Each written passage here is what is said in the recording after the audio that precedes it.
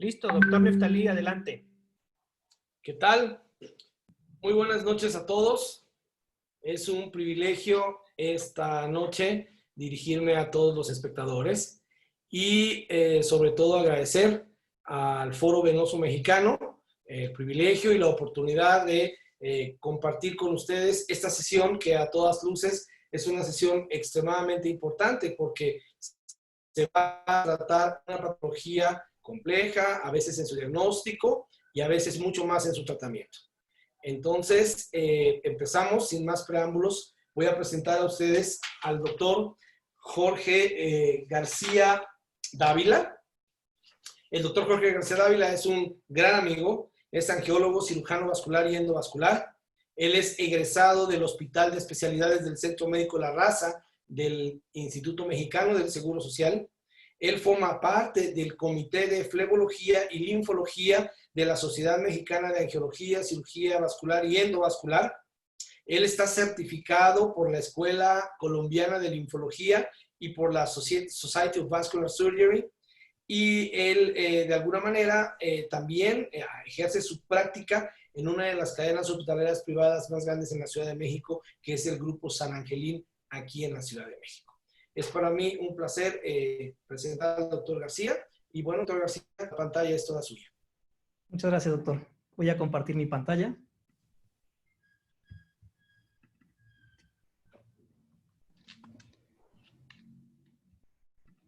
Bueno, nada más para iniciar y que esté correcta la presentación.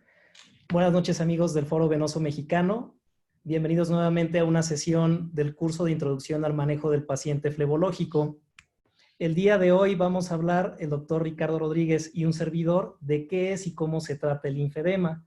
Yo soy el doctor Jorge García Dávila, soy angiólogo, cirujano vascular y endovascular en la Ciudad de México. Constantemente nos enfrentamos en nuestra práctica diaria, en cualquiera de los niveles de atención, al linfedema, el cual es una enfermedad fácil de diagnosticar, difícil de tratar e imposible de curar. Por lo tanto, su manejo debe ser multidisciplinario e integral. Todo esto bajo conceptos y criterios definidos y protocolizados. Es decir, que todos los especialistas involucrados en el diagnóstico y en el tratamiento de esta patología debemos de estar hablando el mismo idioma linfológico con el objetivo de poder ofrecer los mejores resultados a los pacientes y como objetivo también poder ofrecer una rehabilitación exitosa en los pacientes, mejorando su calidad de vida y poderlos reinsertar de manera productiva a su vida social y a su vida laboral. Es por eso muy importante el rol que juegan otras especialidades como son kinesiología, fisioterapia, psicología, nutrición y los cuidados de enfermería, así como también vamos a apoyarnos de otras especialidades afines que van a tratar problemas muy específicos en cada uno de los pacientes de manera individualizada, como son dermatología, medicina interna, cirugía plástica, clínica del dolor, ortopedia y oncología.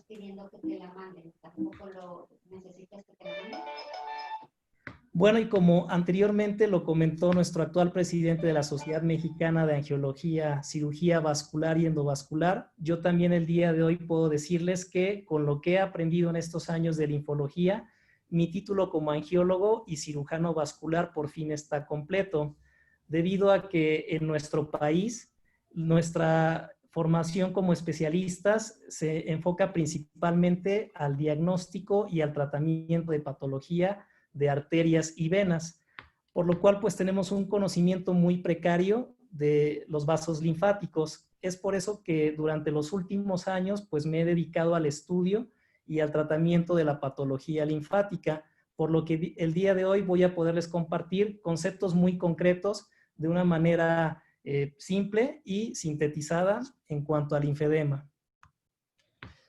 Y bueno, en esta imagen podemos observar uno de los motivos más frecuentes de consulta en nuestra práctica diaria, que es el edema. Como podemos observar, pues todos podemos identificarlo a simple vista.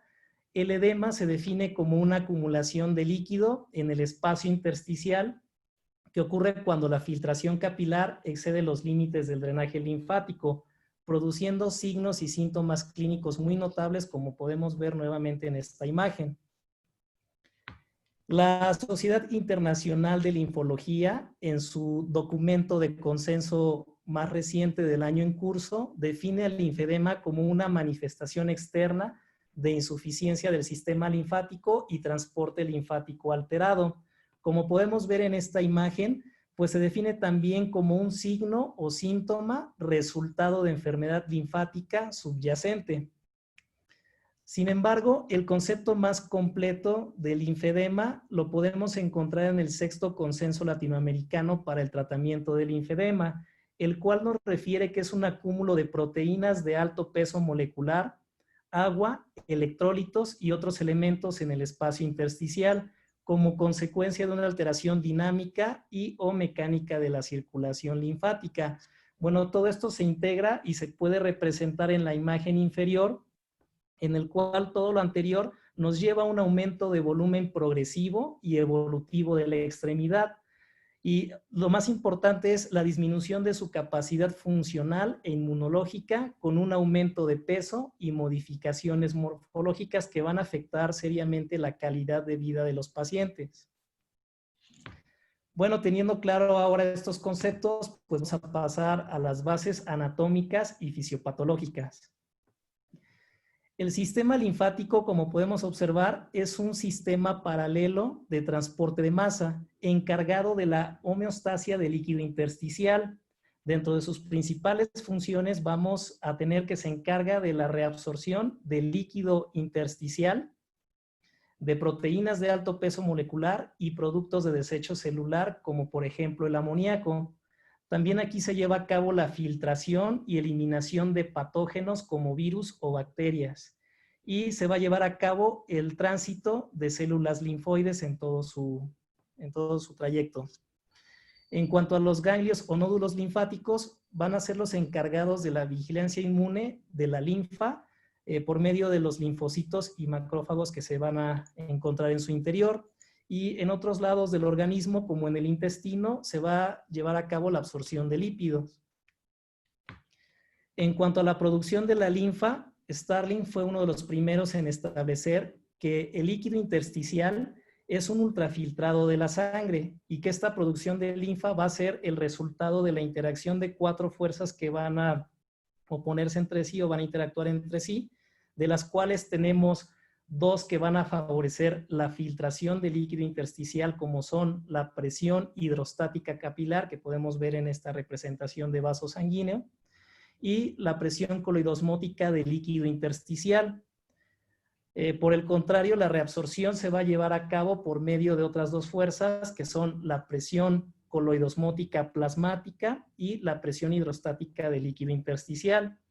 Entonces, para que esta producción de linfa se mantenga en un equilibrio, la filtración va a ser ligeramente mayor que la reabsorción, aproximadamente unos 2 a 4 litros al día, el cual pues va a contener aproximadamente unos 100 gramos de proteínas. Por lo tanto, cualquier alteración en alguna de estas 4 presiones nos va a provocar edema por alteraciones locales o alteraciones sistémicas. Y por lo tanto el linfedema se va a producir cuando la filtración excede el drenaje linfático, como por ejemplo obstrucción o alteración en el transporte de esta linfa. Teniendo los conceptos previos fisiológicos, vamos a pasar brevemente a una descripción anatómica. Y en primer orden vamos a encontrar al capilar linfático, también conocido como linfático inicial. Como podemos ver en este esquema, está formado por un endotelio fenestrado, el cual no va a contener una membrana basal y va a presentar filamentos de anclaje y moléculas de unión. Aquí la función principal del capilar linfático es la reabsorción de la linfa. En segundo orden, vamos a encontrar al precolector linfático, el cual es un epitelio no fenestrado. Dentro de sus principales funciones va a ser la succión de la linfa y va a dilatar al capilar linfático. En tercer orden podemos encontrar al colector linfático, el cual va a estar constituido ya por las 3 capas que forman a un vaso sanguíneo, como son la capa íntima, la media y la adventicia. una de sus principales características va a ser que va a presentar válvulas monodireccionales de aquí en adelante. Ahora, uno de los conceptos muy importantes, tanto anatómicos como fisiológicos, es el linfangión. También es conocido como corazón linfático o motor linfático, y este va a ser un segmento comprendido entre dos válvulas linfáticas monodireccionales. Este linfangión pues va a ser autónomo y es el encargado del bombeo y la propulsión de la linfa. Se dice que tiene alrededor de 12 contracciones por minuto, y como podemos observar en estas imágenes de microscopía electrónica, pues bueno, el linfangión es captado en sístole o contracción y en diástole o relajación. En cuarto orden vamos a encontrar los ganglios linfáticos encargados de la regulación de la concentración proteica de la linfa filtrada. Y en un quinto orden, como observamos en la imagen, encontramos a los colectores postnodales que reciben toda esta linfa filtrada. En sexto orden vamos a encontrar a los troncos linfáticos, que son vasos linfáticos de mayor calibre. Y por último encontramos a los conductos linfáticos. Como ejemplo en este esquema pues tenemos al conducto linfático derecho, el cual drena en la vena subclavia derecha. Y tenemos también al conducto torácico, el cual va a ser el vaso linfático más grande de nuestro cuerpo, que va a drenar en la vena subclavia izquierda. Y bueno, como importancia clínica en la terapia física para el tratamiento del linfedema, vamos a mencionar brevemente pues los grupos ganglionares más importantes, que son los que vamos a estimular cuando llevamos a cabo el tratamiento con drenaje linfático manual. Tenemos aquí al grupo de ganglios popliteos por el pliegue de la rodilla. Tenemos también el grupo de ganglios a nivel inguinal. Esto es en miembros inferiores. En miembro superior y en tronco tenemos también a los grupos ganglionares de Kaplan, que están localizados a nivel del pliegue del codo. Hay 3 grupos ganglionares a nivel del hueco axilar. Y tenemos pues los grupos ganglionares yugulares a nivel cervical. Todos estos, les repito, de importancia clínica en la terapia física para el tratamiento del linfedema, como es el drenaje linfático manual. Pues una vez teniendo estos conceptos fisiológicos y anatómicos, ahora sí podemos pasar a la presentación clínica y fisiopatología del linfedema. Para que el linfedema pueda manifestarse clínicamente, va a suceder toda una cadena de acontecimientos secuenciales que van a iniciar generalmente con una linfangiopatía subclínica. Esto va a condicionar una disminución de la capacidad del transporte linfático, que a su vez va a producir un estancamiento de proteínas plasmáticas de alto peso molecular en el intersticio. Cuando esto se vuelve crónico, se va a presentar ya un edema rico en proteínas en la extremidad o segmento corporal afectado, y con el paso del tiempo esto va a condicionar fibrosis a nivel del tejido celular subcutáneo, y obviamente al continuar haciéndose crónico se va a producir cambios fibroescleróticos. Y bueno, es en este punto donde los pacientes van a estar más susceptibles a estar presentando cuadros repetidos de infecciones, los cuales van a exacerbar estos cambios escleróticos, desencadenándose finalmente la elefantiasis. En cuanto a la presentación clínica del linfedema, la Sociedad Internacional de Linfología la clasifica en 3 grados. Sin embargo, se va a hablar también de una fase latente o grado 0, en el cual los pacientes pues no van a presentar un edema clínicamente aparente. Sin embargo, pues se presenta una acumulación ya de líquido y fibrosis alrededor de los linfáticos. Y como ejemplo, pues tenemos a todas aquellas pacientes en las cuales se realiza mastectomía, que pueden permanecer pues muchos años sin manifestaciones clínicas. Sin embargo, pueden debutar con un primer cuadro de linfangitis. Ahora bien, entrando al primer grado clínico, tenemos como principal característica o signo el edema con fobia. Este es producido por la acumulación excesiva de líquido rico en proteínas de alto peso molecular. Este tipo de edema va a reducir con la elevación de la extremidad, y a la exploración física no va a haber una fibrosis clínica aparente. Otra de las características importantes en este grado es que la aparición va a ser lenta y progresiva. Como característica muy importante en esta fase inicial tenemos que el linfedema no duele. Y dentro de los signos que vamos a encontrar, sobre todo en miembros pélvicos, pues los dedos cuadrados o dedos cuadriculados y la coloración rosada de la piel, así como el signo de Stemmer. El signo de Stemmer se realiza a nivel del dorso, de la falange proximal del segundo dedo, y va a ser positivo cuando no podemos obtener un pliegue cutáneo por el edema que está presente. Esto va a ser un signo patognomónico del linfedema.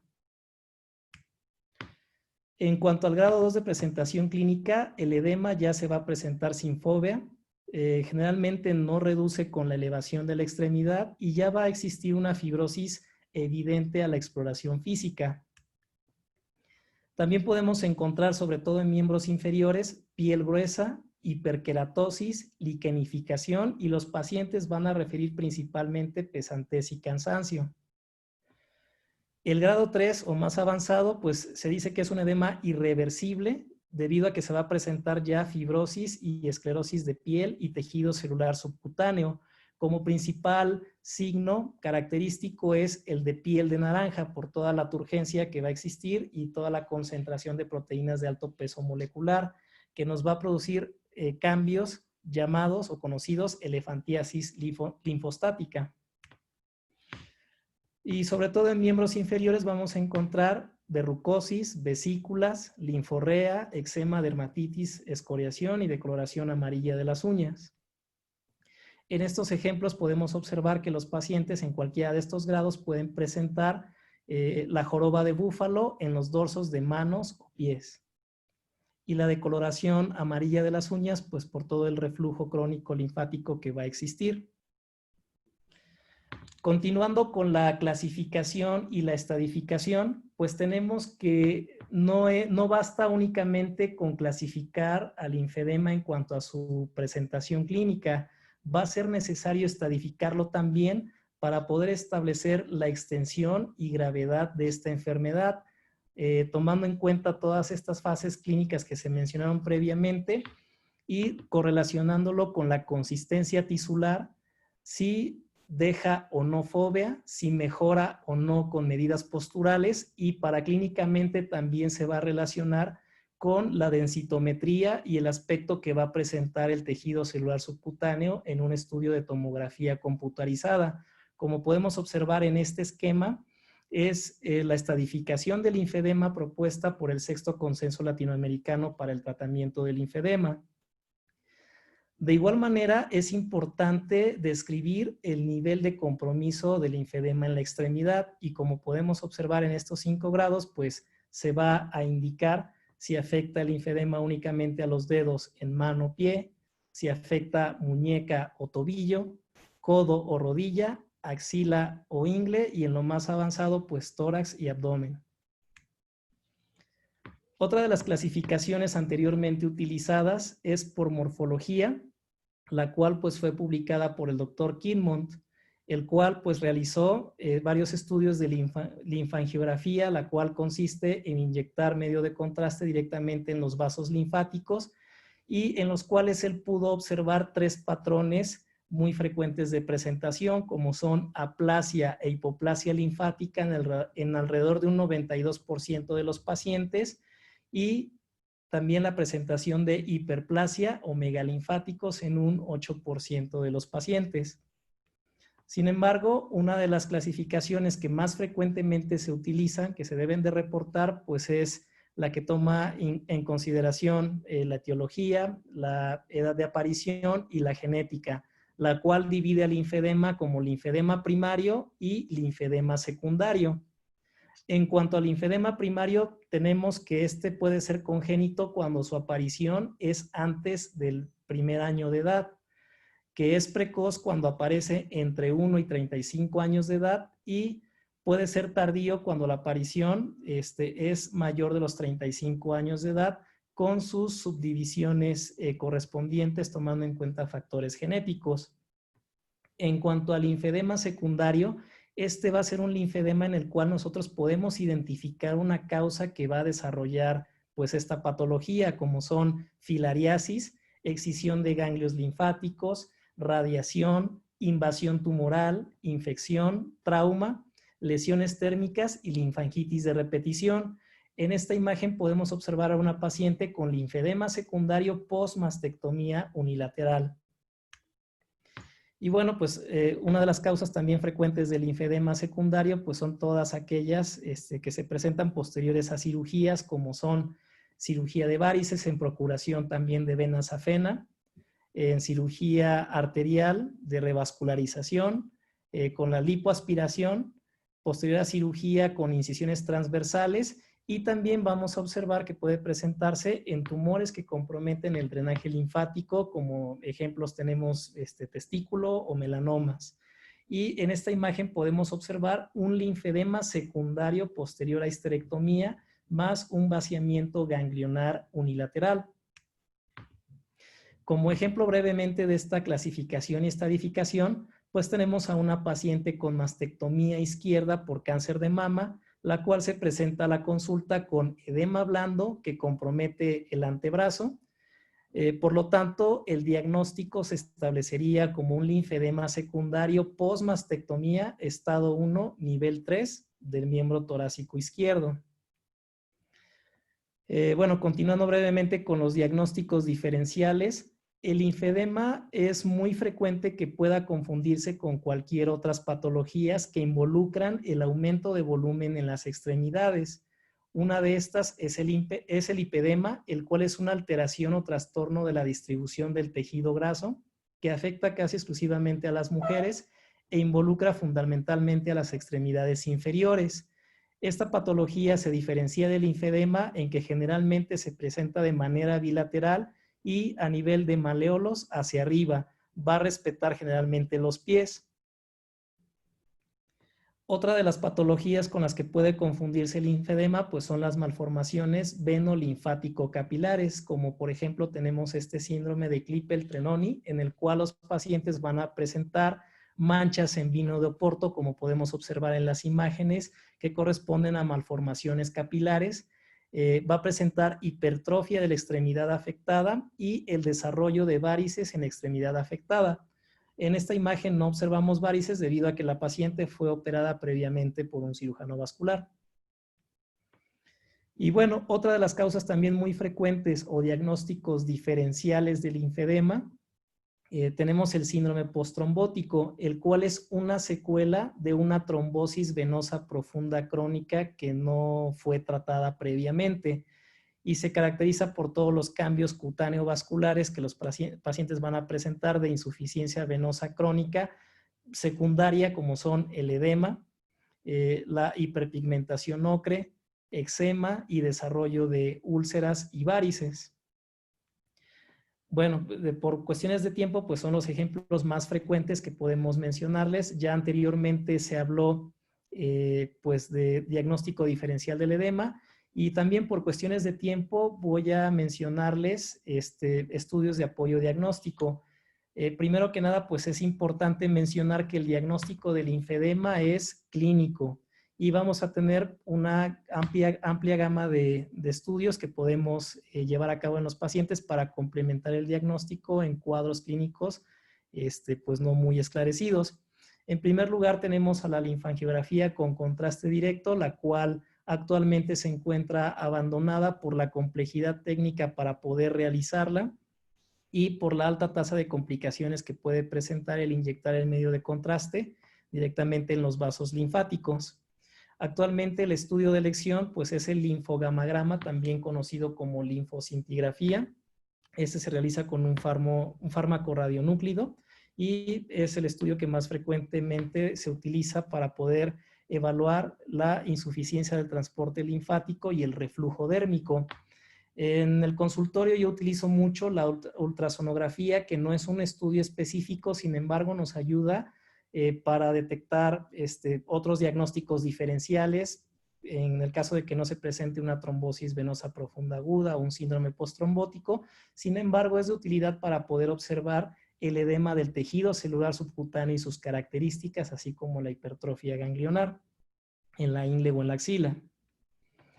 En cuanto a la tomografía, pues es útil para nosotros para estudiar el patrón del tejido celular subcutáneo y correlacionarlo con la clínica, como se mencionó en la tabla de estadificación, y también nos sirve para descartar tumores. En esta imagen de una paciente mía, pues yo pude identificar osteolisis patológica secundaria a metástasis por un melanoma a nivel inguinal. La paciente se quejaba mucho de dolor. Y bueno, en cuanto a los estudios que recientemente están teniendo mayor auge, está la resonancia magnética con contraste, generalmente con gadolíneo, en el cual pues, nos puede dar imágenes de alta definición, como podemos observar, para valorar el reflujo de los vasos linfáticos, el reflujo dérmico y también los grupos o relevos ganglionares. De la misma manera nos sirve para poder evaluar las características del tejido celular subcutáneo. Y bueno, finalmente uno de los estudios que también se está llevando recientemente a cabo y que promete bastante es la fluorescencia con verde indocianina. Esta como principal característica pues es que es un estudio dinámico en el cual se pueden identificar específicamente los segmentos de reflujo linfático crónico. Y bueno, por el momento no me resta más que agradecer la invitación al doctor Valente Guerrero González, presidente fundador del Foro Venoso Mexicano.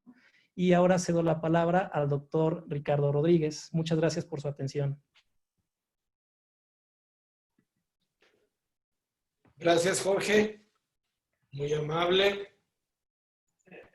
por la presentación. Creo que es una presentación excelente. Ya nos diste las bases y la pauta para esto.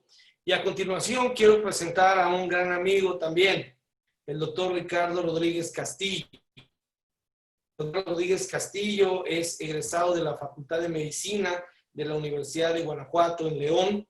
Él es angiólogo, cirujano vascular y endovascular, egresado del Hospital Regional de Especialidades número 34 en la ciudad de Monterrey, Nuevo León, en el norte de nuestro país, un estado muy interesante en muchos sentidos. Él también es miembro de la Sociedad Mexicana de Angiología, Cirugía Vascular y Endovascular. Él es socio fundador del Foro Venoso Mexicano. Es un cirujano vascular certificado también por el Consejo Mexicano de Angiología y Cirugía Vascular. Y bueno, él nos va a complementar la segunda parte que el doctor García Dávila ya nos explicó. Ricardo, es todo tuyo el foro y la pantalla. Sí, muchas gracias. Bueno, vamos a presentar la sección de tratamiento. Muy buena la introducción y explicación del doctor Jorge García en relación a lo que entendemos como diagnóstico del linfedema y características, clasificación. Ahora, en relación al tratamiento, vamos a verlo de esta manera. En este esquema podemos ver que el manejo del linfedema va a ser una fase de prevención. En la prevención nosotros vamos a atacar el problema antes de que aparezca. Tenemos una fase de tratamiento conservador.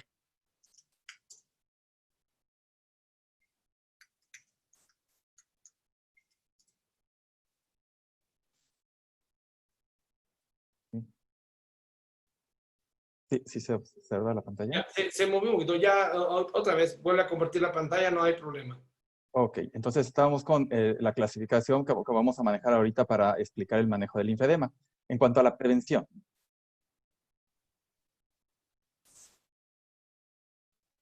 Tenemos la prevención primaria. Esta se realiza antes de que aparezca la enfermedad. Entre otros objetivos tenemos minimizar en el caso de la cirugía. Perdón, no estamos compartiendo la pantalla. Intenta otra vez entrar y volvemos a compartirla. Despacio, no, nada más. Es que aquí me aparece la pantalla. Déjenme volver a hacerlo. Exacto, ahí estamos bien. Ahora te vemos perfecto. Nada más ponle en modo de presentación y estamos listos. Perfecto, Ricardo. ¿Ya se está viendo? Perfecto, por favor. Muy bien. Vamos a continuar. Entonces, en relación a la prevención, debe de iniciarse precozmente. Las medidas posturales en el postoperatorio inmediato tienen un grado de recomendación C. Esto consiste en elevar la extremidad operada 45 grados en el momento posterior a la cirugía. Esto puede ser apoyado con algunas almohadas al momento del reposo del paciente. Otras medidas que tenemos preventivas es las medidas de higiene personal y los cuidados.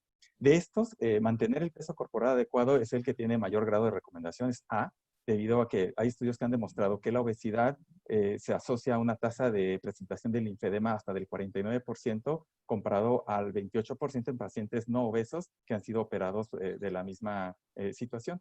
Esta diferencia estadísticamente significativa apoya el hecho de que mantener el peso corporal adecuado o evitar la obesidad sería una manera preventiva para prevenir pues, la aparición del linfedema. El resto de medidas que aparecen aquí en la tabla, no vamos ahorita a ahondar en cada uno de estos, tienen un grado de recomendación C, pero están aceptadas por todos los consensos internacionales a nivel mundial. Y pues una manera fácil o sencilla de dárselo a conocer a los pacientes sería hacer folletos o imprimirlos y entregárselos a los pacientes para que recuerden ellos todo el tiempo y lo lleven a cabo. Ya en cuanto al tratamiento, tenemos dos características principales. Uno debe ser interdisciplinario, multidisciplinario o transdisciplinario, que es la participación de muchas especialidades y equipos de salud dentro del tratamiento. Ya lo mencionó el doctor Jorge en relación a especialidades afines, digamos, como lo sería angiología y cirugía vascular, medicina de rehabilitación, oncología, dermatología, etcétera. Personal médico en otras áreas no médicas, pero importantísimas, como sería fisioterapia, los fisioterapeutas que apoyarían bastante en este tipo de enfermedad, o enfermeras certificadas o capacitadas para manejo. Recordamos, el linfedema no se cura, se controla. Esto hay que sabérselo decir al paciente, y los objetivos del tratamiento están enfocados principalmente a disminución del volumen. Sabemos que la característica del linfedema pues es el aumento de volumen de la extremidad generalmente. Esto es uno de nuestros objetivos. Otro sería reducir los síntomas que se pueden presentar: dolor, pesadez, cansancio, limitación funcional. Evitar la progresión de la enfermedad, porque la historia natural de la enfermedad nos lleva hacia el avance de la enfermedad en los estadios clínicos que ya vimos, y ya el hecho de que no dejemos que la persona avance en sus estadios clínicos, estamos logrando una meta. Además, si podemos revertir un poco de este daño que se ha provocado, pues tendremos una ganancia adicional. También tenemos que enfocarnos a evitar complicaciones, porque las complicaciones, que de hecho la más común serían las infecciones es un círculo vicioso donde la infección va a provocar mayor daño en el tejido de la extremidad. A su vez, esto se hace más propenso, susceptible a nuevas infecciones, las cuales vuelven a dañar, y así sucesivamente. Entonces es muy importante este control. Esto fue la prevención. En cuanto al tratamiento conservador, tenemos la terapia descongestiva del linfedema. Este es el estándar de oro o gold standard, es el tratamiento más aceptado para el tratamiento del linfedema y es de tipo conservador. Vamos a desmenuzarlo un poquito.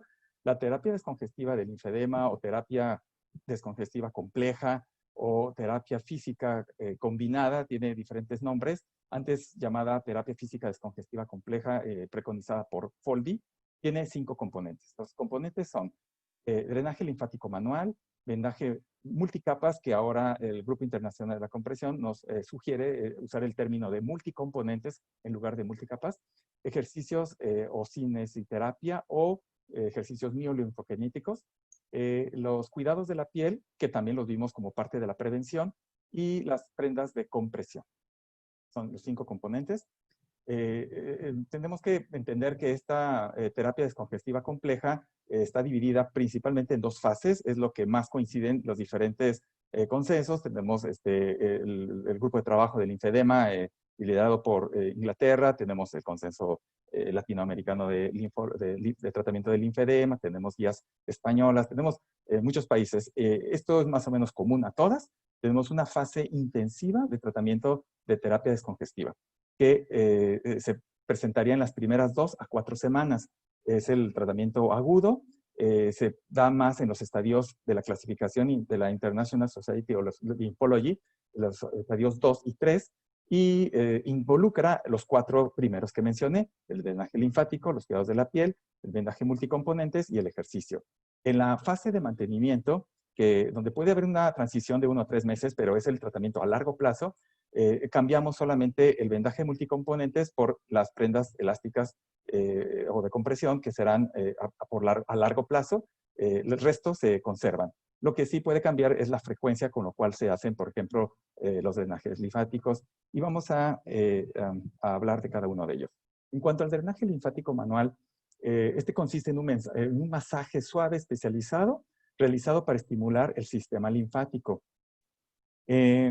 No hay que confundir este drenaje linfático manual con los drenajes que se ofrecen a veces en estéticas, que se mencionan para tratamientos ahí de arrugas y otras cosas. No estamos hablando de este. Este es un drenaje linfático especializado y hay escuelas, ¿verdad?, que han definido esto, y generalmente quien lo realiza pues estaría certificado por alguna de estas escuelas. Esto comenzó con Boder en Alemania en el 1933, después Foldi también en Alemania, Leduc en Bélgica, Castle Smith en Australia, escuela de Siuchi en Argentina, Godoy en Brasil, y pues normalmente quien realice esto pues tendría que estar certificado por alguna de estas escuelas conocidas. El drenaje linfático manual no es el tema ahorita, tener que explicar todo en qué consiste, no nos daría el tiempo. Solamente mencionar algunas características comunes en todas las escuelas, es que es un drenaje que se inicia en el confluente yúgulo-subclavio, este tipo de masajes, es decir, a nivel del cuello, iniciando ahí la movilización, o sea, para mejorar la movilización de la linfa distal. Secundariamente vamos a trabajar las zonas distales y habrá maniobras básicas llamadas o denominadas como el llamado, el llenado y el vaciado. Eso siempre va a terminar o finalizar nuevamente en la unión yúgulo-subclavia.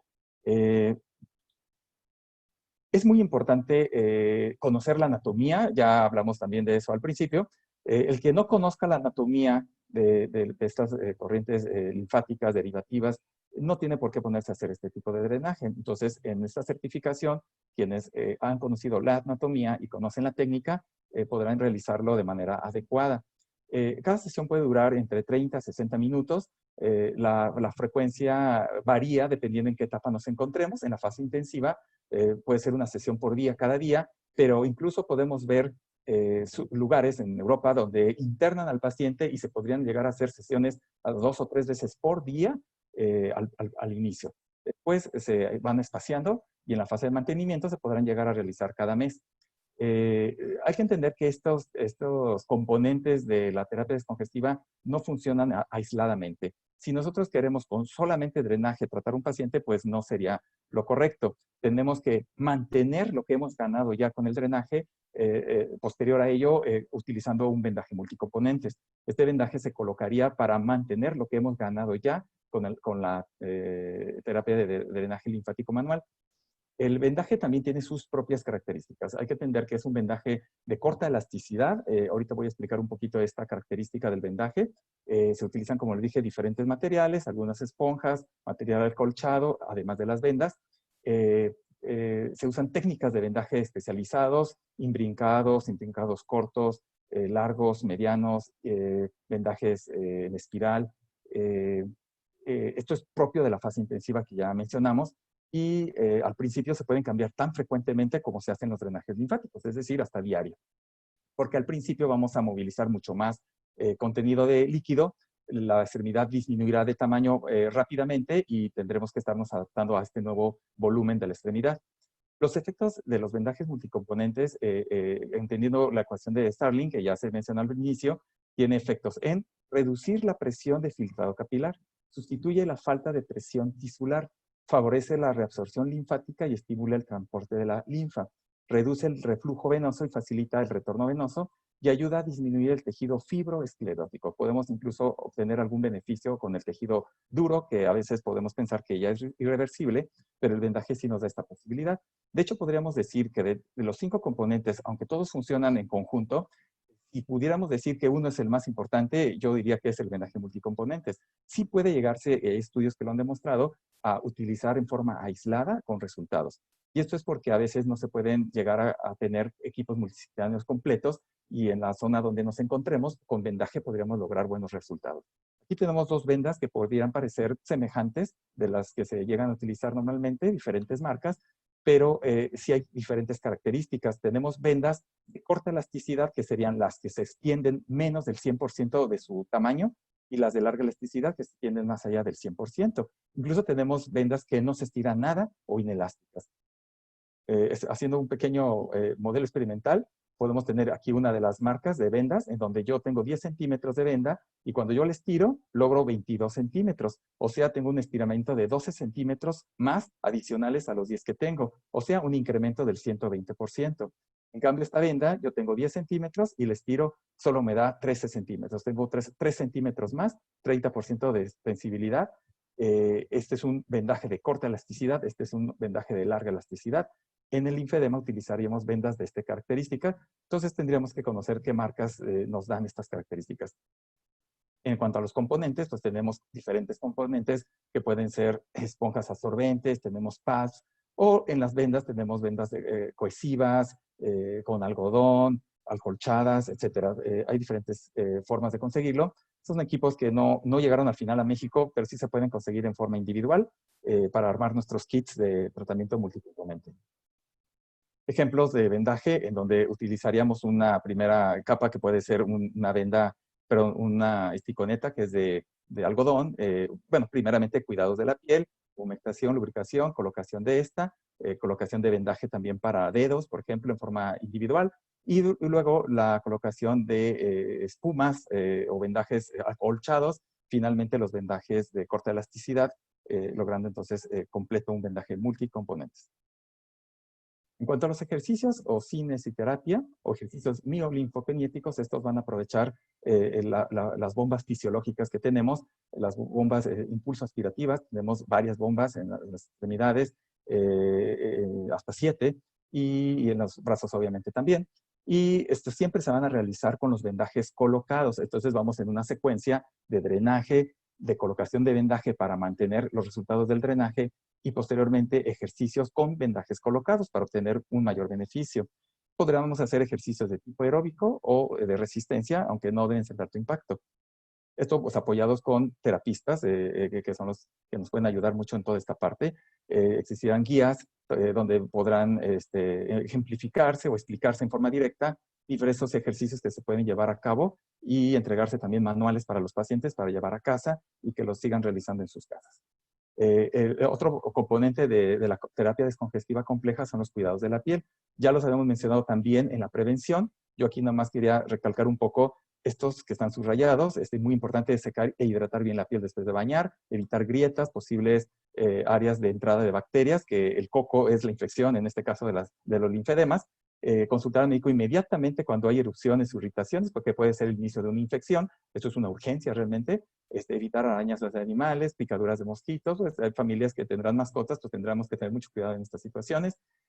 No llevar ropa ajustada en diferentes áreas del cuerpo. Por ejemplo, las mujeres que son operadas de cáncer de mama, pues el brasier sujetador tendrá características especiales que no liguen a nivel de deltoides, que nos pueden bloquear las corrientes derivativas, ¿verdad?, del linfedema.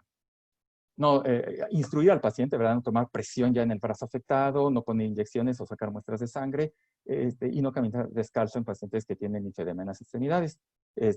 Hay muchos más, pero bueno, estas son de las principales que deberíamos siempre de tomar en cuenta.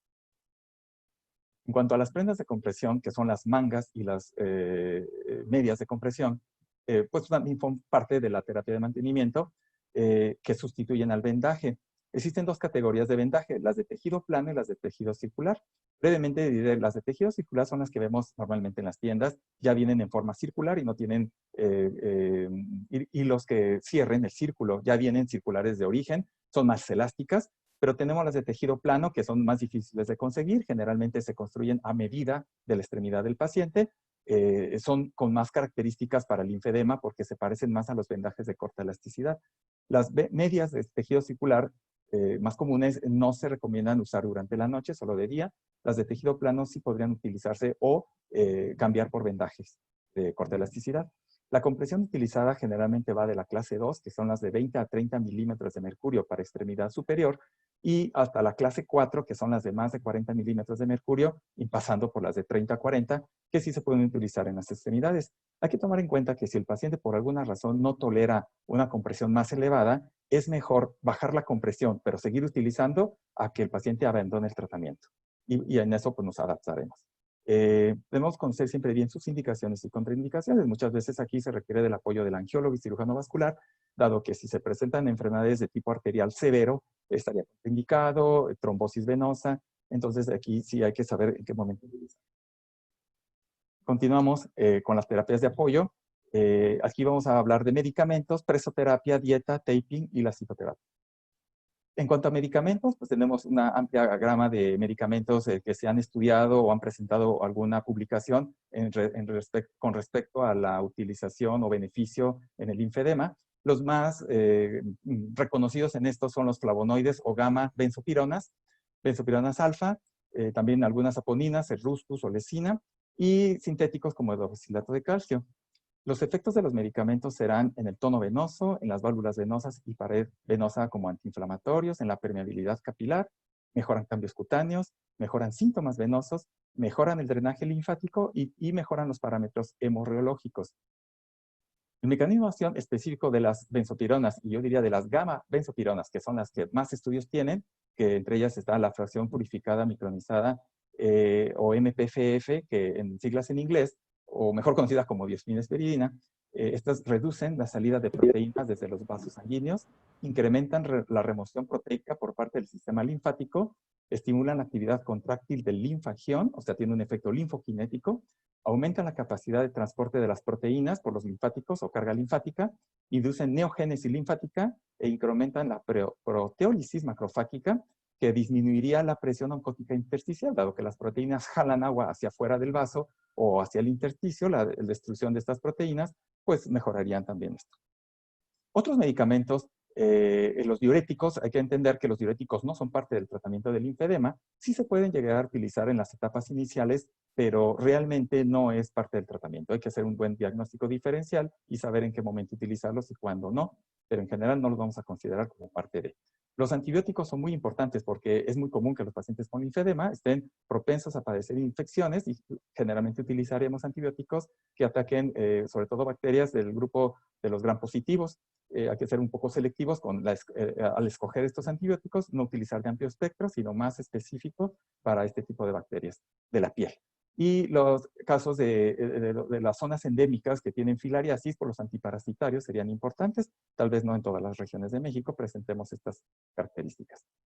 En cuanto a la presoterapia neumática intermitente, es controversial. Su uso, hay consensos que lo consideran incluso como parte del tratamiento de la terapia descongestiva compleja. Esto sería, por ejemplo, en el consenso latinoamericano, aunque no todos estamos de acuerdo en esto. Se entiende, pues, que grupos que lo han utilizado siempre tienen ya protocolos bien establecidos para su manejo, pero entendamos que la presoterapia neumática moviliza principalmente agua, no proteínas, y hay que tener cuidado con esto, dado que si movilizamos mucha agua, pero dejamos las proteínas en el tejido intersticial, esto podrá inducir mucho más fibrosis. Es preferible el drenaje linfático manual, que sí moviliza esto, y soporte con el vendaje. Sin embargo, no es que no se deba de usar, pues esto ya es a determinación de cada grupo de manejo.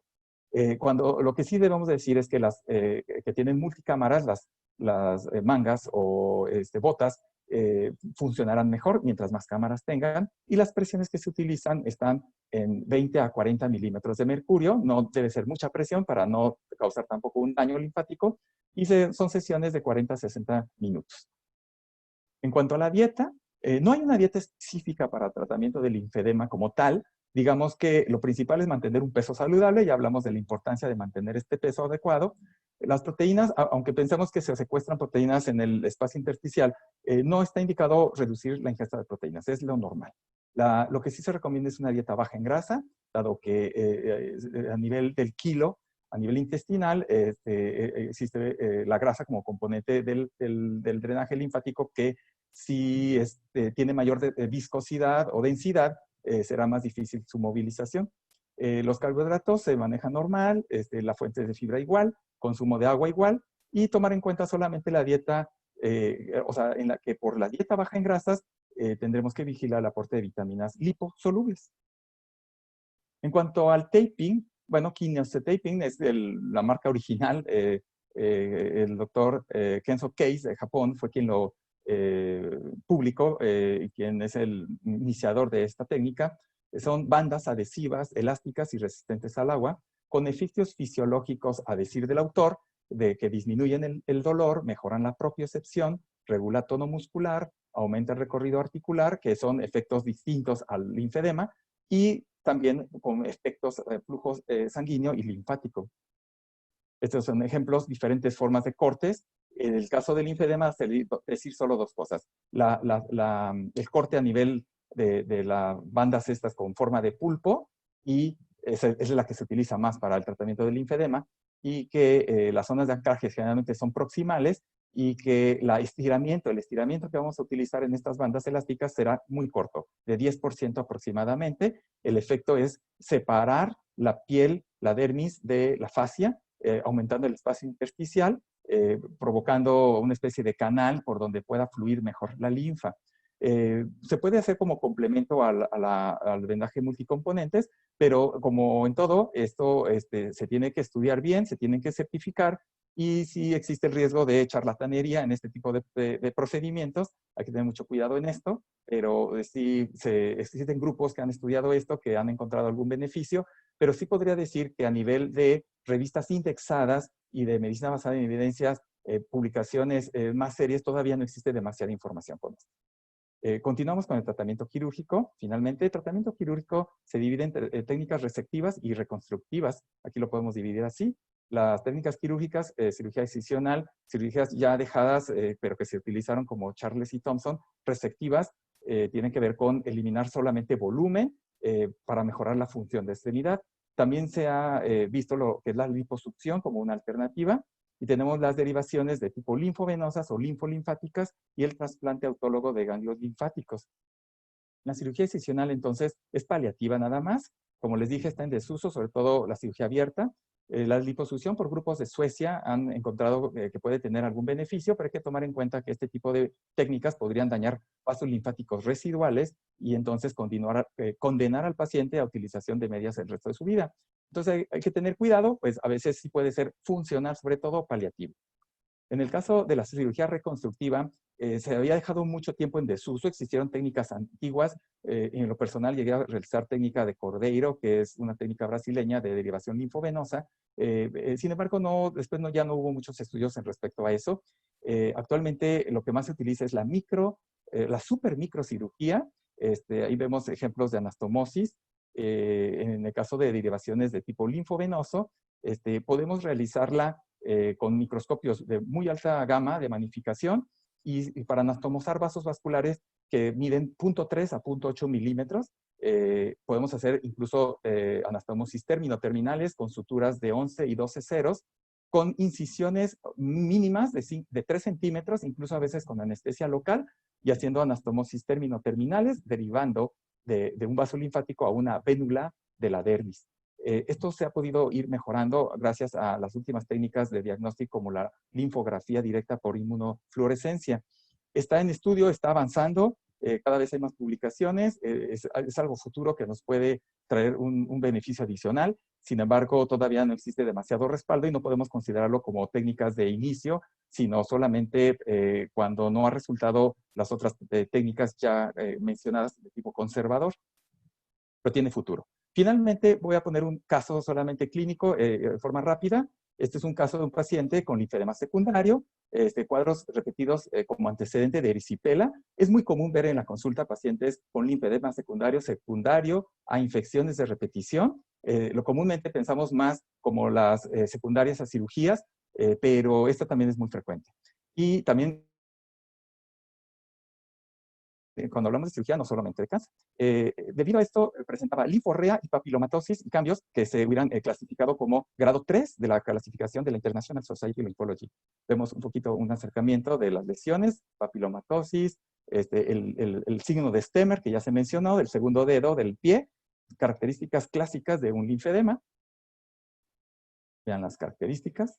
Bueno, este caso lo podemos manejar con el tratamiento correcto, una evolución a 30 días con un reposo inicial por 5 días, que así yo lo manejo para disminuir la carga del edema, del linfedema. Vendaje multicapas con imbricados cortos hasta la rodilla, con vendas húmedos secas, unas vendas que tienen óxido de zinc, no aprovechando la función de la crema, sino que son vendas de nula elasticidad, combinada, y como lo mencionaba, multicapas, nos permite reducir el edema en forma importante, con cambios semanales, hasta 4 cambios hicimos, y vemos este cambio. A los 45 días, cambios, vimos al inicio, vimos cómo puede quedar el paciente, y para tratamiento de mantenimiento, colocación de un calcetín de compresión, en este caso de 20 a 30 milímetros de mercurio como mantenimiento. Entonces, vemos cómo podría estar una extremidad con un linfedema importante, y cómo al final del tratamiento podemos incluso levantar el pellejo, el cuero de la piel, por todo el edema que hemos retirado. Esto es por el momento todo, y pues dejamos el foro abierto para algunas preguntas o dudas que podamos ayudar. Voy a agradecer también al doctor Valente Guerrero por la invitación a participar en este tema, y a todo el grupo del Foro Venoso, del cual formamos parte orgullosamente. Muchas gracias. Gracias, Ricardo, por tan magistral presentación en relación al tratamiento, a las opciones de tratamiento que tenemos para el manejo del linfedema. Y bueno, hay algunas preguntas que se hicieron en el foro. Haré la primera. Edgar Almiraya te pregunta, o les pregunta a ambos: doctores, buenas noches. ¿Las vendas tape o vendaje kinesiológico son útiles en drenaje linfático? Bueno, voy a responder yo a esta pregunta, dado que lo hemos mencionado en este momento. Sí, mire, no está como parte integral de lo que denominamos terapia descongestiva compleja. No está todavía reconocido como algo que sea, vamos a decirlo así, indispensable. Existen grupos que trabajan mucho en esto. Es importante saber que hay que conocer muy bien, hay que certificarse para la utilización de este tipo de tratamientos. Quienes lo utilizan principalmente han encontrado algunos beneficios, aunque en la literatura y en la medicina basada en evidencias no existe todavía un soporte suficientemente fuerte para ya generalizar su manejo. Podríamos decir que puede ser un complemento al resto del tratamiento. Es decir, no vamos a dejar de hacer drenaje linfático manual, vendaje multicapas, ejercicios, todo. Pero sí podríamos utilizarlo como un complemento. Por ejemplo, si yo tengo un vendaje en el brazo, el cual me llega hasta cerca de la axila, no puedo subir más allá de, yo podría complementar con un poco de taping en esta forma de pulpo, llevando un poco de linfa hacia una región más proximal, incluso cruzar al lado contralateral. Ahora con los estudios de la linfocintigrafía con verde de indocianina, se pueden llegar a hacer estudios en vivo en donde se puede llegar a observar el movimiento de la linfa a través de algunos de estos manejos. Entonces, yo diría, sí tiene una utilidad. Yo lo puse como parte de terapia adyuvante. Quien conozca bien la técnica y la sepa utilizar correctamente, podría entender, tener un beneficio adicional, pero si no lo usamos, no es indispensable. O sea, podemos muy bien lograr buenos resultados sin utilizarlo. Es lo que podría comentar. Perfecto, gracias, Ricardo. La siguiente pregunta te la hace Aliber Francisco Garza Ruiz. Es una pregunta súper interesante. A ver, ambos, ¿qué piensan? ¿Qué porcentaje de linfedema se causa o se produce por un síndrome postflevítico? Bueno, yo creo que la puedo contestar, Ricardo, si me permites. Claro. Es un porcentaje bajo debido a que es un flebolinfedema. Si nosotros corregimos el problema de fondo que está ocasionando la obstrucción, podemos darle salida a todo este edema que se está condicionando y mejorar la disminución del volumen de la extremidad del paciente afectado. Sí, a lo mejor respondiendo concretamente, porque la pregunta es, ¿qué porcentaje? Yo diría, no existen estudios que digan qué porcentaje de pacientes con secuela postrombótica presentarán secundariamente un linfedema. No habría ese estudio que nos diera una respuesta directa. Pero, o sea, sí existe el flebolinfedema que se genera por, yo diría, un paciente que tenga una secuela postrombótica que no ha sido manejado correctamente, que ha dejado avanzar la enfermedad, empezará a presentarse el componente linfático dentro de la enfermedad venosa. No podríamos dar una cifra concreta, pero pues cuando nosotros evaluamos a un paciente, clínicamente sí podemos encontrar si existe ya un componente linfático. La cuestión aquí es que el tratamiento es muy semejante, porque en el caso del vendaje multicapas, lo podemos utilizar muy bien para una secuela postrombótica ya de difícil manejo, con componente linfático también. Entonces, más o menos se parecen en cuanto a que ambos vamos a trabajar en mejorar el drenaje de líquidos, sea sangre, sea linfa. Sí, yo en mi experiencia utilizo mucho el vendaje multicapa, multicomponente para tratar el edema en los pacientes con el síndrome postrombótico, por los efectos que mencionaste, Ricardo, tienen todos estos vendajes. Bien. Alejandra Araceli Ramírez les pregunta, ¿el riesgo de producir sobrecarga cardíaca es frecuente cuando se utilizan vendajes? Sí. De hecho, cuando mencioné yo al final de una diapositiva que existen indicaciones y contraindicaciones, o sea, que hay que conocerlas, el tiempo no nos da para extendernos demasiado. Es un tema que incluso yo, checando el tratamiento, podríamos tardarnos muy bien 1 hora si queremos desmenuzar todo. Pero sí, una de las contraindicaciones para querer movilizar rápidamente líquidos, ya sea usar presoterapia, medias de compresión, vendajes, multicapas, es tener enfermedades sistémicas descompensadas, insuficiencia cardíaca no bien tratada, insuficiencia renal no bien tratada, hipotiroidismo, o sea, existen enfermedades hepáticas no controladas, sería una contraindicación.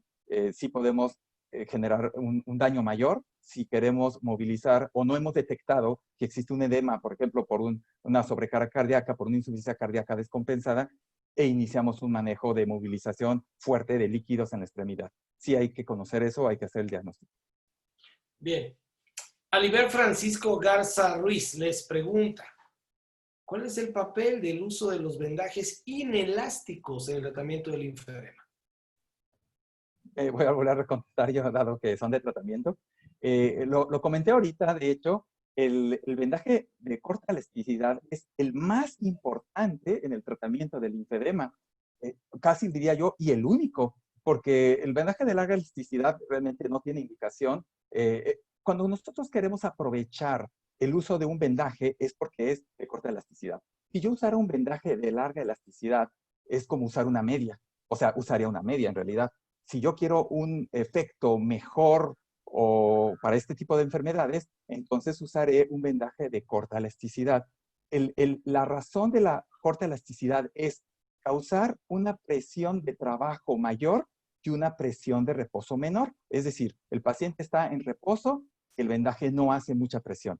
Pero en el momento en que el paciente camina o moviliza una extremidad, ahí incrementamos la presión. Se llama índice de rigidez estática y es una fórmula que tenemos para determinar el vendaje que tiene este efecto no elástico o de corta elasticidad para provocar un incremento en la presión en el momento del ejercicio o de la movilización, pero que en reposo no genere tanta presión. Lo contrario es el vendaje de larga elasticidad, que yo le diría sinónimo de medias de compresión. Es un paciente que al no moverse tengo presión, pero cuando yo me muevo no incremento demasiado la presión, dado que existe una confianza, una relajación de las fibras de la media que no sostienen la presión y permiten que el músculo se ensanche. Los de corta elasticidad no permiten que se extienda hacia afuera el músculo, se aprieta hacia adentro y exprimimos. Es más, podemos lograr deshinchar mejor una pierna haciendo caminar a un paciente con un vendaje de multicomponentes que simplemente poniéndolo en reposo con piernas elevadas. O sea, es dinámico y es mejor que el reposo incluso. Entonces, el vendaje de corta elasticidad es el que se usa en linfedema. Si me permiten complementar también esta pregunta, hay un estudio que se reportó en el Journal de Vascular Surgery acerca de la compresión inelástica con el uso de los grabs o las envolturas de velcro como el Circade. También, bueno, aquí los efectos es que observaron o reportaron que a las 2 horas de colocado pueden movilizar también este líquido y disminuir el volumen de la extremidad. A las 2 horas y a las 24 se comparó también con compresión de corta elasticidad y actualmente se van a desarrollar nuevos proyectos para valorar pues la terapia inicial o de ataque al linfedema, porque generalmente se utilizan en la terapia de mantenimiento, ya que son igual más fáciles de colocar para los pacientes o los familiares. Jorge, perfecto. Ahí mismo síguete, está interesante esto. A ver, el papel de los anticoagulantes en el linfedema. Pues realmente no están indicados porque, como mencionó Ricardo, hay medicamentos flebotónicos y linfotónicos, pero no en cuadros de trombosis. Bueno, los anticoagulantes están indicados en cuadros de trombosis venosa tanto profunda como superficial, y en el linfedema pues no hay nada reportado. Sí, o sea, la linfa no tiene cascada de coagulación. O sea, la linfa es otra cosa. Digo, comparte que es un drenaje del cuerpo, líquida, pero en esa parte sí no tiene nada que ver un anticoagulante en el linfedema. Pero qué tanto, perdón, buenas noches, perdón. Sí. Pero qué tanto, eso es importante, qué tanto influye o qué tanto un linfedema llega a producir una trombosis. Pues no está reportado. O sea, ya yo expliqué la fisiopatología del linfedema y pues no hay algún factor asociado al linfedema que provoque trombosis venosa profunda. Otra cosa importante que yo comenté es que en cuanto a los diagnósticos diferenciales, los pacientes se presentan en el consultorio con un aumento de volumen de la extremidad. Entonces, aquí juega un papel muy importante realizar una ultrasonografía dúplex para descartar que no se trate de una patología diferente al linfedema, como es la trombosis venosa profunda del segmento iliofemoral o femoroiliaco, que pueda confundirnos con un cuadro de linfedema. Sí, el resumen sería, linfedema no produce trombosis, pero trombosis sí puede generar linfedema con el tiempo. Sí, la idea es esa, la idea es que la gente que nos esté escuchando, lo que mencionas, Jorge, que sepan que tienen que diferenciar un edema de una extremidad, siempre tienen que diferenciarla con una trombosis. Yo creo que sería lo primero.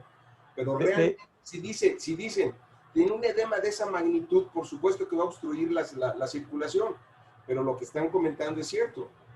O sea, si no está comprobado de que un linfedema al final del día te produzca una trombosis.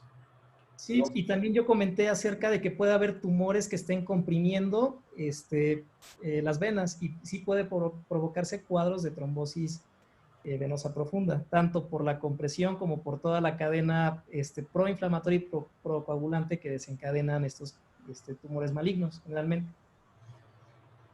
Sí, pero ahí sería linfedema y trombosis generados por una compresión extrínseca por un tumor, por ejemplo. No, y también el diagnóstico diferencial muy común de edema unilateral contra edema bilateral, ¿verdad? El paciente llega con edema bilateral, pues empezamos a pensar en enfermedades sistémicas y otras cosas. Pero si es edema unilateral, pues como que ya se va más trombosis venosa, linfedemas, infecciones, son más características de los edemas unilaterales versus los bilaterales, ¿no?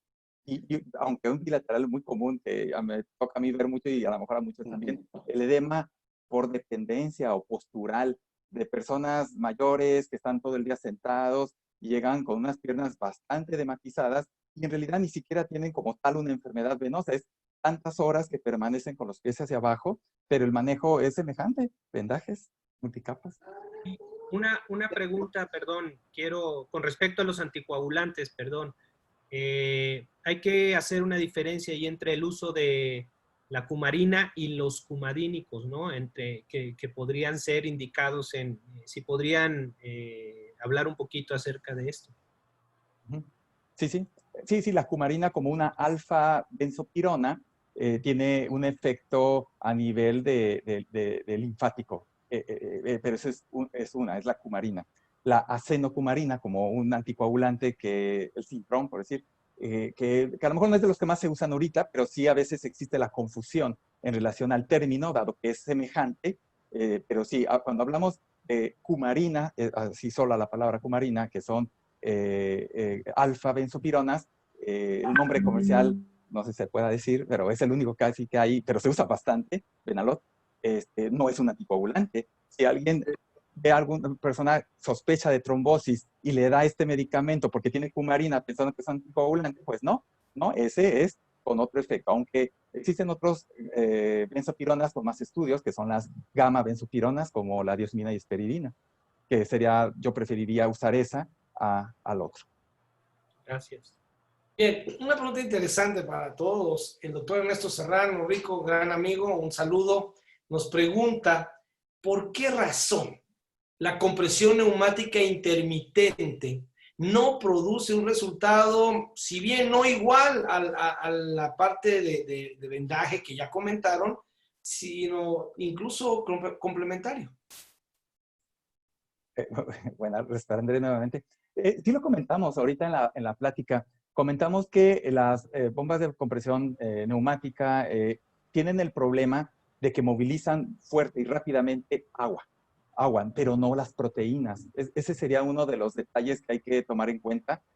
No es que tampoco se puedan utilizar, aquí esto es controversial y hay debate en los consensos en relación a si se debe o no utilizar. Hay quien lo utiliza como de manera rutinaria, pero sí hay que entender que tiene esa característica, movilizar rápidamente agua, pero no proteínas, nada más hay que tomar eso en cuenta y hay que entonces saberla utilizar. También si la utilizamos con una presión más allá de lo recomendado, podríamos destruir vasos linfáticos residuales y empeorar. Entonces, yo dejo mucha proteína, movilizo agua, pero dejo proteína, voy a estimular la fibrosis en el futuro. Entonces, esos son detalles muy importantes a considerar. Yo creo que a nivel internacional no se ha considerado la presoterapia secuencial como manejo, digamos, constante en el linfedema.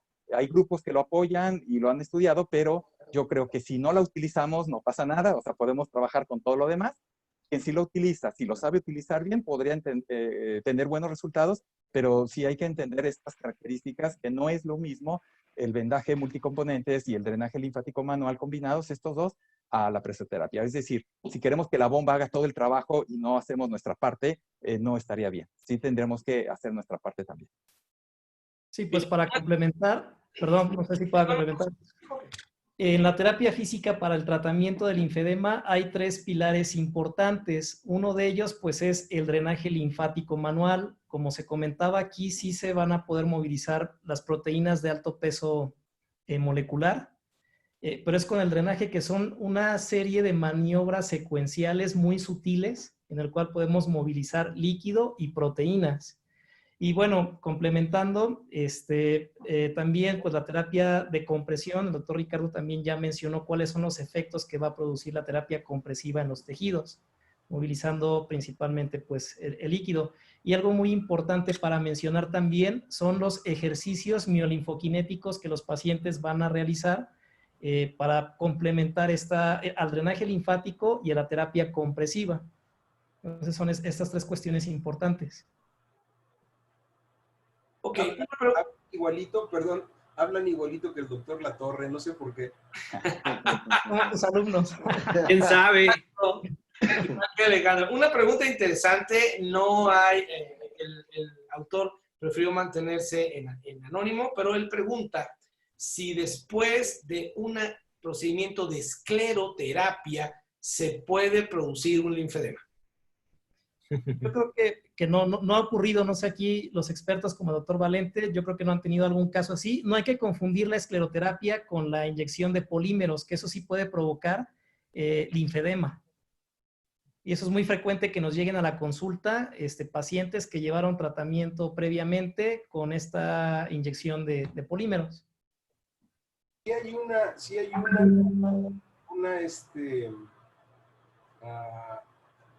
sí hay estudios donde dicen que después de la escleroterapia hay edema de pie y le achacan que al momento de que se hace el cierre de estas venas, llegas a cerrar algunos linfáticos y es lo que en determinado momento te llega a producir un linfedema transitorio.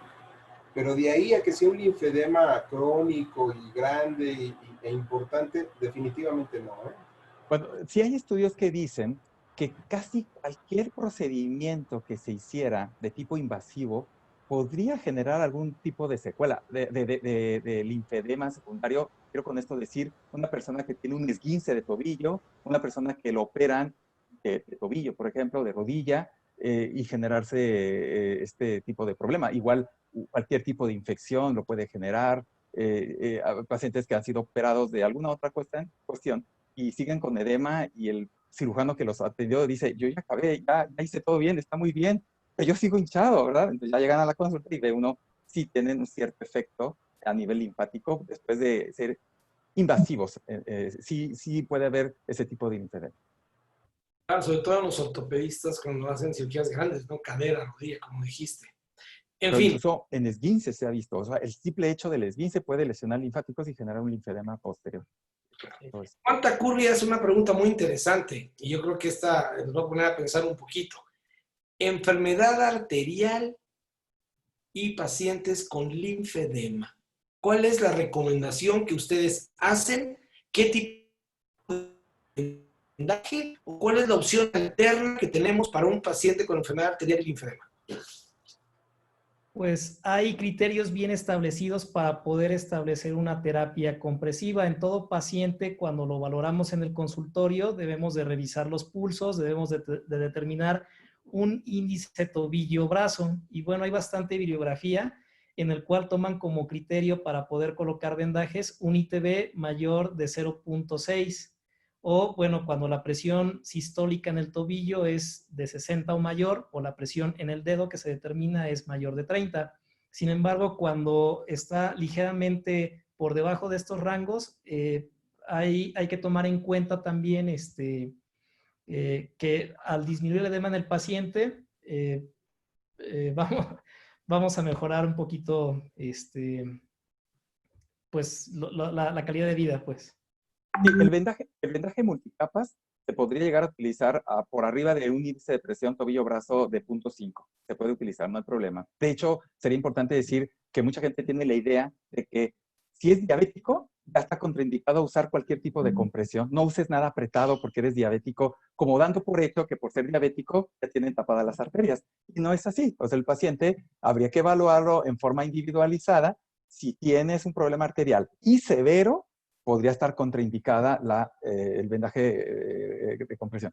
Pero se pueden llegar a utilizar medias de compresión, medias de 15-20 en 0.5 también. Y la presoterapia secuencial se podría llegar incluso a utilizar en pacientes con enfermedad arterial severa, incluso no revascularizables. Hay estudios que podrían ayudar un poco con cierta intermitencia, ya hay estudios para eso, donde podríamos mejorar el flujo arterial y de pasada mejorar el edema. Entonces, no veamos que enfermedad arterial igual a contraindicación de compresión. No, habría que analizar cada caso, pero en general hay muchas maneras de que sí podemos ayudar al paciente, porque de hecho el edema como tal nos va a perjudicar también en la enfermedad arterial. Y es difícil que un paciente con linfedema tenga enfermedad arterial periférica. Bueno, en la experiencia que tengo no me ha llegado ningún paciente con linfedema y con enfermedad arterial periférica crónica. Sin embargo, pues ya los criterios están bien establecidos, como se comentaron. El poco tiempo que tengo de trabajar como angiólogo, también yo no he visto un paciente no te burles, un paciente con linfedema y con enfermedad arterial. Por eso se me hizo muy interesante la pregunta. Sin embargo, sí me gustaría que todos los amigos se quedaran con esta idea. La compresión elástica en un paciente, lo primero que tenemos que descartar cuando vamos a aplicar una compresión elástica es descartar que hay un problema arterial importante. O sea, quedémonos con esa idea en general. Y de ahí ya nos vamos un poquito más específicos para ver el ITD, etcétera, etcétera, ¿no? Esta siguiente pregunta es interesante también. ¿Por qué ya no hacemos cirugía para el linfedema? Bueno, lo que pasa es que hubo un pequeño primer boom en relación a cirugía derivativa en los años 80 y probablemente incluso antes, pero yo me tocó, a pesar de mi corta edad, me tocó cirugía derivativa infovenosa, como mencioné, con la técnica de Cordero que nos enseñó el doctor Octavio Tijerina. Los hermanos Tijerina se capacitaron en Brasil con esta técnica y se llegaba a utilizar. Tenía sus detalles, pero lo que pasa es que actualmente con la terapia conservadora, terapia descongestiva compleja, puse yo un caso ahí, podemos lograr mejorar bastante un paciente. Es donde ya entra un poquito, ahí está el doctor, tenemos un poquito pues que no necesitamos hacer algo invasivo. Por un lado, esas técnicas no lograban totalmente erradicar el problema, o sea, no eran curativas, y al final, de todos modos, el paciente había que seguir usando compresión, etcétera. Entonces, cayó en desuso. Ahorita hay un nuevo boom con la cirugía, la super microcirugía, empezó en Japón y aquí hay en Latinoamérica también personas que lo están haciendo. Hay diferentes cosas, les digo, el trasplante de ganglios, ese yo lo veo un poquito más, aprovecha un poco, se quita el pedículo, o sea, ganglios, la ingle, por ejemplo, se colocan en la axila, se anastomosa arteria y vena y se espera con factores de crecimiento que se haga una neolinfogénesis y se conecte nuevamente. Eso habría que ver. Pero las anastomosis terminales, linfovenosas, es algo que con heridas pequeñas, sin dañar tanto, podría volver a recuperarse un poco esto. Entonces, cayó en desuso porque no se veía un beneficio adicional y con el tratamiento médico conservador se lograban buenos resultados, pero cuando hagamos cirugía menos invasiva, tal vez tenga otra vez un lugar en esto. Esto está avanzando y con estas nuevas técnicas de diagnóstico, esto va a ser algo que en los próximos años yo creo que va a hacer un poquito más de ruido, nuevamente. Bien. Jorge, esta pregunta, sí, valente. En este momento no lo hay, es decir, en este momento, lo que tú decías, alguien les presentaba yo la fotografía del doctor Mayal. El doctor Mayal en Brasil fue de los que empezó y hizo muchos trabajos en relación a las anastomosis linfovenosas, pero al final de cuentas el resultado era malo. Los japoneses igual empezaron con microscopios, un poquito más de tamaño más importante, y también el resultado al final de cuentas era malo. Entonces, por eso es que realmente no se realiza una cirugía linfovenosa en estos momentos. Ahorita el único detalle... Sí. Lo que dice Ricardo es cierto, es decir, ahorita con los ultra microscopios, creo que va a dar facilidad para poder hacerlo. Sí. De todos modos, hay que tomar una cosa en cuenta. Siempre en cirugía, la cirugía es para los casos más avanzados. Pero aquí la cirugía no es para los casos más avanzados. O sea, los casos de elefantiasis o con mucha fibrosis no son candidatos a cirugía. Serían los casos grado 2, no tan avanzados, que todavía tienen linfáticos respetados. Pero esos son también los que se benefician con el tratamiento conservador. Entonces, si vamos a hacer cirugía para pacientes que no están tan mal, pues es donde queda un poco controversial en qué momento sí sería indicado. Porque todos quisiéramos entonces, pues en los casos que a lo mejor no tienen tanto remedio. Entonces, son detalles que son los que se están evaluando actualmente. Bueno, no todos los pacientes son candidatos a cirugía.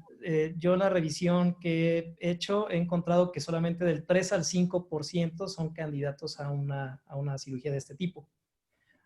Por eso se tienen que cumplir muchos requisitos también. Sí. Sí. Jorge, preguntan específicamente, ¿cuál es la diferencia entre una trombosis venosa y una trombosis linfática? Si es que existe. No existe la trombosis linfática, es la insuficiencia linfática en cuanto al transporte o la obstrucción linfática.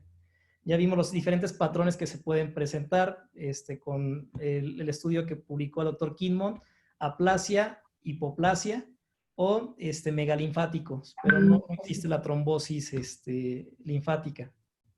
Erasto. Defta, quiero hacer una pausa pequeña. Okay.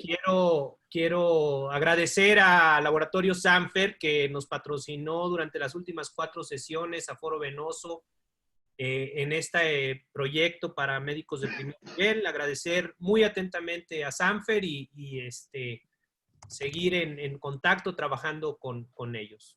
Muchas gracias y seguimos aquí adelante con el proyecto académico, perdón. Bueno, gracias de nuevo. Y hay un comentario del doctor Magdiel Trinidad. Magdiel nos dice, las bombas de compresión neumática aplican compresión normal, horizontal a las piernas. Hay nuevos modelos que permiten aplicar una compresión espiral progresiva y sus resultados son excelentes. Y por otro lado, el doctor Jorge Latorre, que creo que lo conocen algunos de ustedes, nos hace una aseveración súper interesante. El doctor Latorre nos dice, una aclaración, el aumento del volumen de la extremidad es solo tejido subcutáneo y dérmico.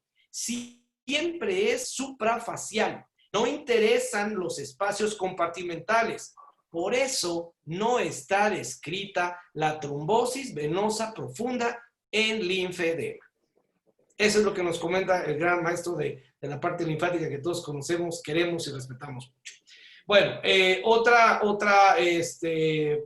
otro comentario más. El doctor Ernesto Serrano nuevamente nos dice que muchas felicidades, que es importante el resultado clínico para que podamos seguir con las evidencias que marcan lo que hay que hacer.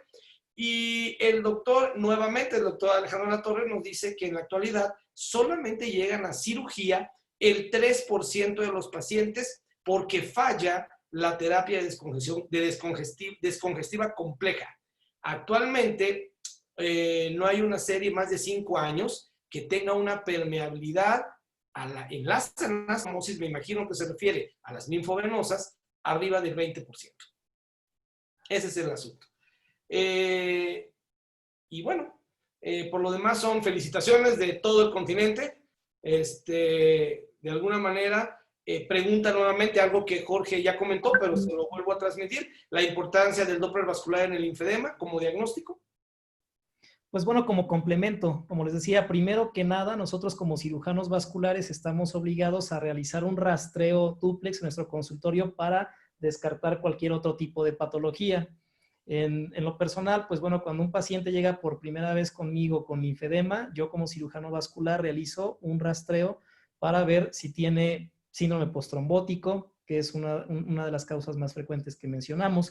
Y también actualmente pues, nos sirve para evaluar el patrón del tejido celular subcutáneo. También hay estudios que están dirigiéndose en cuanto a las características del tejido celular subcutáneo en linfedema.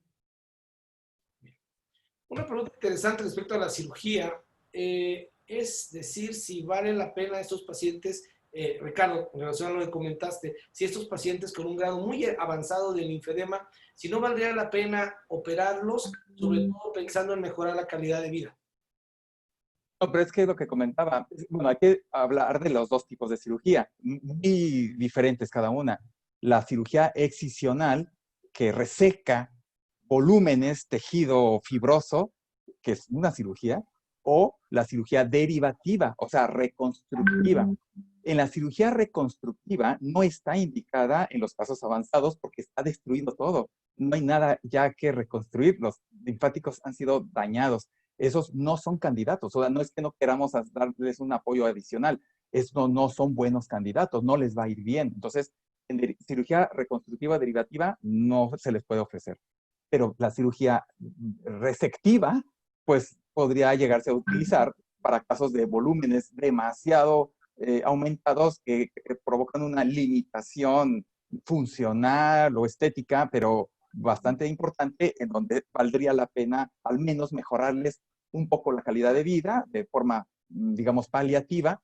Esa es la cirugía, pero es una cirugía de tipo resectivo, nada más, paliativo, pero por la derivación no es para estos pacientes, desafortunadamente, ¿no? Y bueno, yo comento, creo que aún estos casos con elefantiasis casi o papilomatosis y fibrosis, sí se les puede ofrecer algún beneficio, aún así con tratamiento conservador. Perfecto. Bueno, parece que hay todavía algunas preguntas, pero ya estamos arriba casi media hora del tiempo. Erasto, ¿alguna otra consideración? Nada, agradecer a todos, agradecer a Ricardo, agradecer a Jorge, agradecerte, Nefta. En verdad, realzaron bastante el evento de Foro Venoso, muy interesante. Gracias al doctor Latorre, que estuvo muy activo también en el chat y en las preguntas. Agradecer, por último, esta gran presentación acerca del linfedema y espero que sigamos trabajando en pos del Foro Venoso Mexicano y este tema tan complejo que es el linfedema. ¿Vale? Valente. Agradecer, tenemos visitantes de Chile, de Paraguay, de Colombia, de Guatemala, de Honduras. Espero no equivocarme, que me falta otro. Agradecerles que estén con nosotros. Han sido unos asistentes muy continuos para estos temas. Nefta, muchas gracias. El doctor Neftalí, muchas gracias por darnos su tiempo. Por supuesto, Ricardo y Jorge, gracias por la excelente presentación que hicieron. queremos invitarlos a la sesión de clausura. Terminamos nuestras 14 conferencias y terminamos con el doctor Alejandro Fabiani, un cirujano vascular de Monterrey, que nos va a hablar cómo diagnosticar un trauma vascular. Creo que va a ser muy interesante. Los esperamos el próximo jueves. Terminamos con esta sesión. Muchas gracias a todos. Gracias a todos. Muchas gracias. Buenas noches. Gracias, un abrazo virtual a Gracias. todos. Buenas noches. Hasta luego. Buenas noches.